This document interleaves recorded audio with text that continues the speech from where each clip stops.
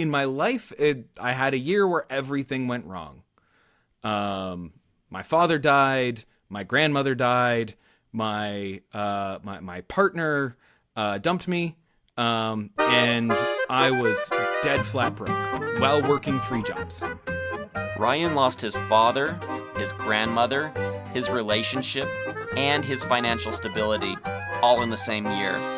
That's hard for anyone, but especially for a creative, and a lot of creatives probably wouldn't come back from that. It was just one of those nightmares, and that was Mark. And that was a hole that took a long time to dig out of. This wasn't a setback. This was a full-scale collapse. There's a kind of grief that shuts the creative part of your life off, like a switch. When life hits this hard, art becomes impossible.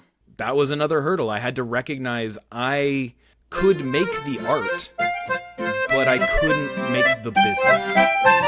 And so I had to give up on that and pivot to something else. And I was lucky that I stumbled into another job that was good enough, which was technical support and training for a software company. It's not an art job, but it meant that I wrote millions of words because I was constantly explaining things to customers and writing technical documentation. And it wasn't creative writing, but there was a creative element to it, and it made me a much tighter writer. Because writing technical documentation, you have to explain difficult concepts as concisely as possible, because nobody wants to read more than they have to when it's software manual. Burnout doesn't announce itself. It just empties you. When your creative brain becomes your survival tool, it eventually breaks. There's a cost to using your creativity to stay afloat, and Ryan paid it. Oh, yes, absolutely. So I have been I'm saying that I've had hurdles and difficulties, but I've been very lucky. I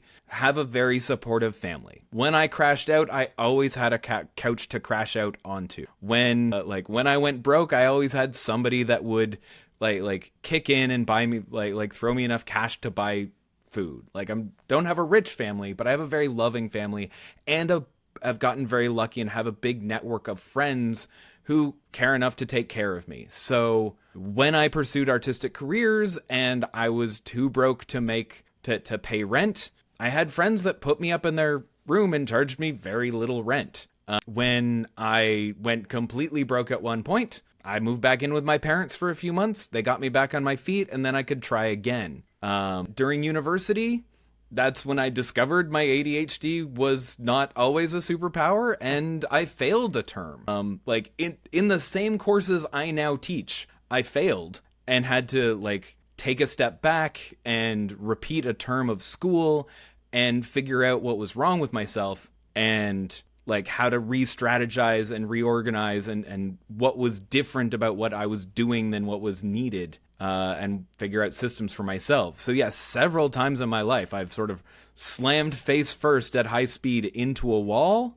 And I've been very lucky that someone was there to help me get back on my feet and start moving forward again. And that is included in when I was an artist, I discovered I can produce art. I can produce art that people want. But what I can't do is sales and marketing. Those are not in my skill set. It's hard to make art when you're fighting to stay alive. Financial instability doesn't just drain your bank account, it drains your imagination. Survival mode leaves no room for creativity. So mine is, I think this goes back to that hyperphantasia and my overactive imagination. I spend a year or two living in the world first. So just daydreaming, and when I go to bed at night, I sort of daydream and walk around the world in my mind and spend time sort of imagining being the various people in it and their experiences and what's going on there. And so I can imagine living in that world, and I do that for solidly a year or more before coming out of the Keys. Wow, that's actually pretty fascinating, because I do that too, but those stories don't usually make it into my books. Usually those are just my own mind going somewhere and hoping, oh, this was fun. But yeah, I've never actually thought of consciously trying to put myself in the story, when I'm just daydreaming at night, falling asleep. Yeah, And that I was like that, actually though. It sounds like an awesome tool. it turns out to be. It's actually so.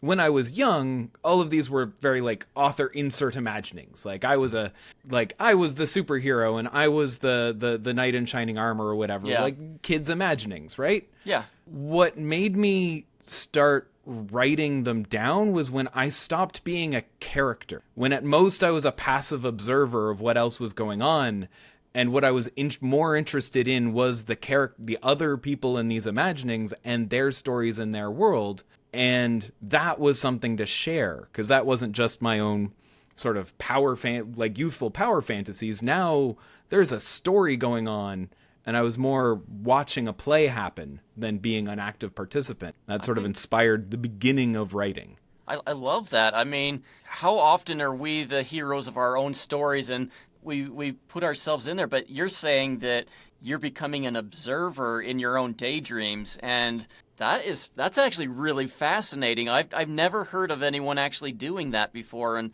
I could see how that could be a powerful tool. No creative survives collapse alone. Talent matters, but support is what keeps people alive. Behind every comeback is someone who refused to let you disappear. Creativity doesn't return all at once. It comes back in fragments. Recovery isn't a moment, it's a slow return to yourself. Stability isn't glamorous, but it's the foundation every creative needs.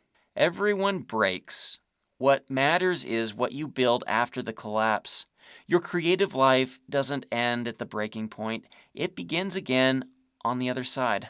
As a reminder, folks, this is only a small part of the full interview that I had with Ryan Consell. If you would like to catch the whole interview, jump on over to the Light-Minded Arts podcast and listen to the whole thing.